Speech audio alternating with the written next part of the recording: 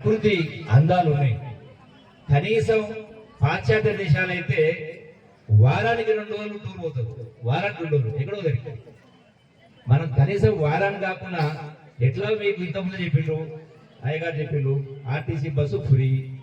కనీసం 2 రోజులు టూర్ కూడా పోయినండి. దేవాలయాలు, నాగార్జున సాగరం, శ్రీశైలము, రామప్పను జనగాలు ఉన్నాయి.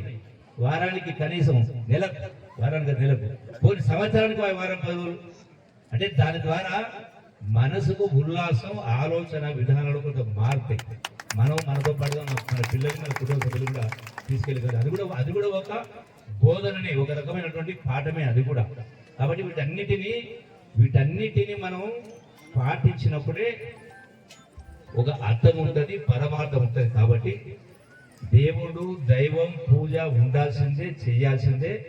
దేవుడు ఏం చెప్పిండు అంటే కళ్యాణం, లోక కళ్యాణం కొరకు ఇది చేయాలి, అది చేయాలి.